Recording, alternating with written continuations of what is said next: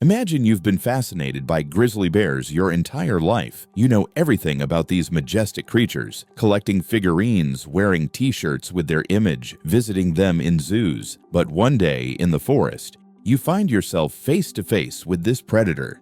Suddenly, instead of admiration, you're paralyzed with fear. You try to escape, but outrunning a grizzly is nearly impossible. These bears can sprint almost 100 meters in just 8 seconds. You run as fast as humanly possible, hoping the animal will tire, but in vain. Grizzlies can maintain their maximum speed for extended periods. Suddenly, you trip over a tree root. The bear rises on its hind legs and roars. Grizzlies have a bite force of 1,200 pounds per square inch, enough to crush a bowling ball, let alone human bone. The grizzly attacks, and within seconds, your body is torn apart. We often admire cute bears, graceful mountain lions, or playful monkeys in zoos. But in the wild, these are hungry and merciless predators. Where are you most likely to encounter them? And what happens when you do? This video contains disturbing content that may shock viewers. That touching footage of a grizzly playing in a zoo pool in Ohio makes it hard to imagine that an encounter with one in the wild could end with you being torn apart. But choosing camping locations carefully is essential if you don't want to stumble into a grizzly's territory.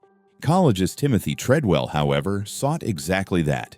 He constantly tried to prove that the difference between humans and animals was merely external, that deep down, we're all animals who can understand each other.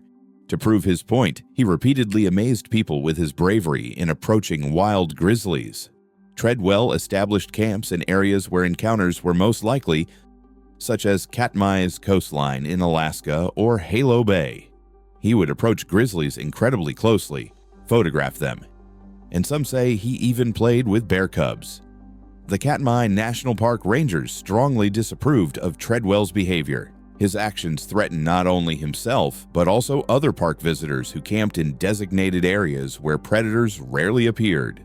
Meanwhile, Treadwell ventured into restricted zones with food supplies that could attract predators and potentially lead them to other tourists. Timothy received numerous fines for this. Park management even introduced a new rule, requiring visitors to relocate their camps at least a mile from the previous site every 5 days, to prevent bears from becoming too comfortable around humans. They even called it the Treadwell Rule. Yet the ecologist refused to comply. In early October 2003, the bear enthusiast invited his girlfriend Amy Huguenard to a part of the park called the Grizzly Maze to prove that interacting with these animals wasn't as dangerous as people thought. He wanted to show her his favorite bear, Sammy, whom he had encountered there multiple times. In her diary, Amy noted that despite her concerns, Treadwell had set up camp near a salmon stream where grizzlies frequently fished. This was particularly risky since in October, bears are stocking up on food for winter, accumulating fat for hibernation, and behaving more aggressively than usual. Moreover, carrying weapons in the park was prohibited, so the couple would have been defenseless against an attack. Timothy could have at least brought bear spray containing capsaicin, red pepper extract, which works like pepper spray, but he was confident the animals were accustomed to him and wouldn't harm him. A few days later, on October 6th, a helicopter pilot arrived as arranged to pick up Treadwell and Huguenard, but found their tents empty with a bear nearby that refused to leave. Rangers raised the alarm and began searching for Timothy and Amy. A short distance from the campsite, they discovered a horrific scene. Human remains scattered across a clearing. The rangers attempted to collect them, but the bear became aggressive, defending what it considered its prey. They were forced to kill the animal. In the 85-year history of Katmai National Park, this was the first known case of a human being killed by a bear. When the animal was examined, human remains were found in its stomach. The mutilated bodies of Timothy and Amy were no longer recognizable, but that wasn't the most disturbing discovery. In their tent, rangers found their belongings, including a video camera. On it was a 6-minute audio recording without video. Apparently, one of them had turned on the camera but hadn't even removed the lens cap when they were suddenly attacked. The recording captured the predator's roars and the victim's dying screams. Many journalists wanted to publish this recording, but rangers decided it would be unethical toward the victims and their families. Perhaps hearing it would change many people's minds about the possibility of befriending wild predators. Sometimes you don't need to venture into a wild animal's lair. They'll find you when you least expect it. Like during a bike ride. Pumas in zoos look like oversized house cats. Like your pets, they play hunting games, hide, and then suddenly pounce. But with this wild mountain lion, you'll definitely lose this game, and you won't only encounter these predators in deserts or savannas. How do you feel about mountains? Do you enjoy climbing or mountain trips? Mark Reynolds, for instance, loved mountain biking. On the morning of January 8, 2004, he set off as usual on the Cactus Ridge Trail in Orange County, California. Mark was enjoying the scenery alone with his thoughts, unaware that someone was stalking him, keeping pace every step of the way. Around noon, the chain on Reynolds' bicycle broke. He stopped and bent down to check it. At that moment, a puma ambushed him from behind. These predators typically leap from hiding and instantly kill their prey with a bite to the neck. The puma dragged its victim's body off the trail and concealed it to feast on later. That same day, it attacked another cyclist passing by, a woman named Anne, but she was with a companion, and other cyclists rescued her when the mountain lion grabbed her by the head and tried dragging her into the bushes where it had hidden its previous victim. One broke my nose, the other went into my upper lip. It was like a hot knife through butter.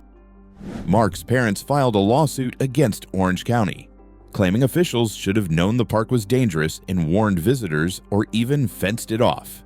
However, a county spokesperson declined to comment on the ongoing legal proceedings. It seems we can only rely on ourselves. We need to avoid thickets and forests, but what if a wild beast can catch you even at home? The most popular animal in any zoo is the lion. Visitors always gather in large numbers at its enclosure, hoping to hear the roar of the king of beasts. But encountering a lion in the wild would certainly not inspire such admiration for its roar. You don't necessarily need to venture into the jungle or even leave your home. A lion might find you in your own dwelling. The residents of Mufue, a small town in Zambia's Luangwa River Valley, were extremely unlucky. The town is surrounded by forests and thickets, where diverse wildlife lives, attracting hunters from around the world. However, in 1991, the roles reversed, and humans became the prey of a forest beast, initially perceived as some kind of mystical demon. It all began on July 9th when two boys were walking home along a rural road. From the darkness, a huge creature with sharp fangs and claws leaped out, a gigantic lion that instantly grabbed one of the boys and dragged him into the bushes. His friend immediately ran for help, but when village residents arrived at the scene with weapons, it was too late. Only scraps of clothing, bones, and flesh remained of the victim. This was just the beginning of the sinister attacks.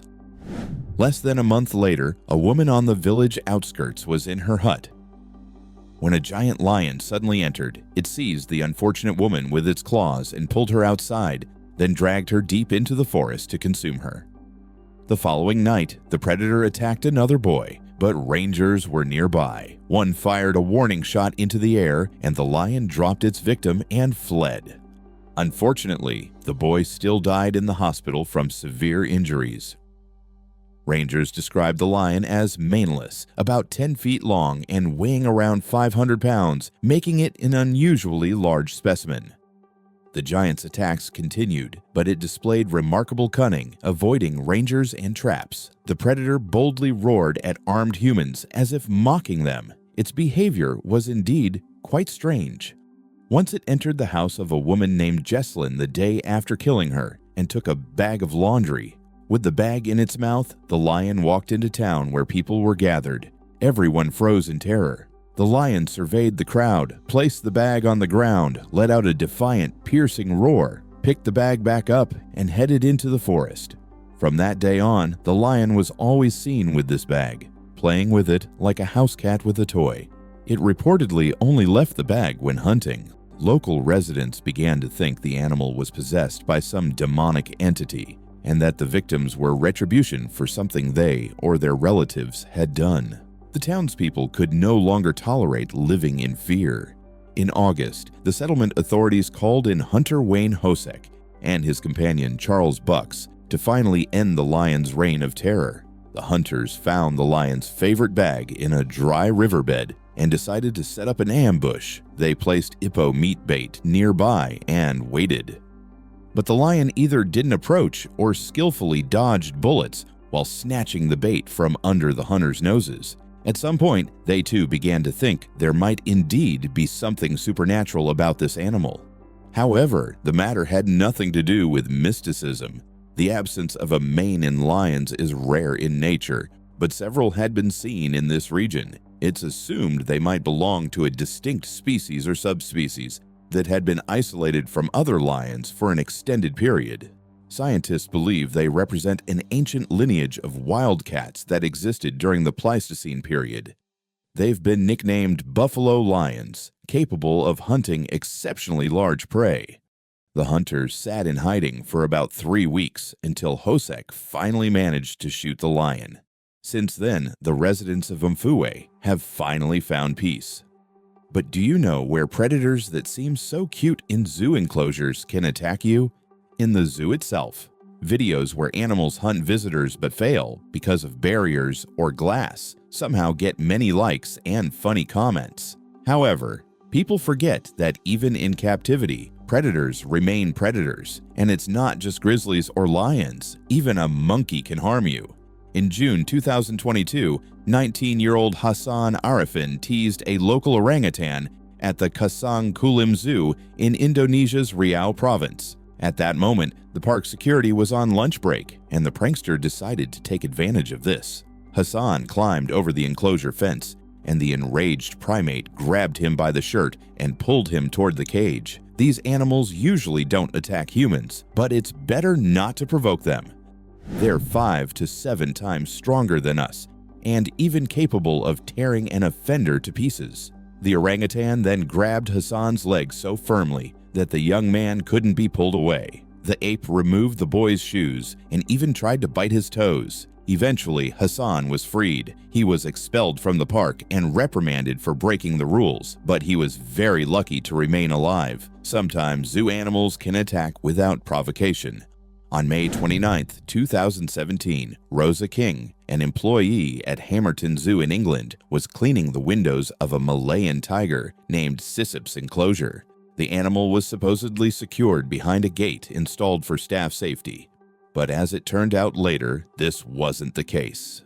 A visitor approached park staff claiming to have seen someone's mutilated body in the enclosure. As it turned out, someone had forgotten to close the gate, and the tiger attacked Rosa and mauled her to death. Sometimes animals unexpectedly bite the hand that feeds them. On December 22, 2006, in San Francisco, a zoo employee named Lori Comajan was publicly feeding a tigress named Tatiana through the enclosure bars. Visitors were thrilled by this spectacle, but that day, the small show turned into a real nightmare. At some point, the tigress grabbed Comajan's right arm with her claws, pulled it through the bars, and bit it. However, after this incident, nothing was done with the predator since Tatiana had never shown aggression toward humans before, and everyone decided Lori was to blame. Moreover, the woman who underwent several operations and skin grafts was fined for allegedly violating safety rules. Soon, the park administration regretted not securing the tigress more reliably. Just a year later, on December 25th, Tatiana jumped over the enclosure fence. Witnesses say they saw a group of friends teasing her and throwing objects at the tigress. So, the enraged animal, once free, pounced on its tormentors. Meanwhile, park staff learned of the tigress's escape. Armed employees found Tatiana near Kulbir Dhaliwal, but initially didn't shoot, fearing hitting the young man. Eventually, they shot the predator. The Dhaliwal brothers sustained serious injuries from the tigress's claws, while Sousa was found dead with skull fractures. Witnesses to the attack noted that Sousa was the only one in the group who hadn't teased the animal. Do you have a favorite animal at your local zoo? Write in the comments. And in the next video, I might tell you why it too can pose a deadly threat to humans, even if it's just an ordinary ostrich. So subscribe to my channel not to miss it, and stay safe.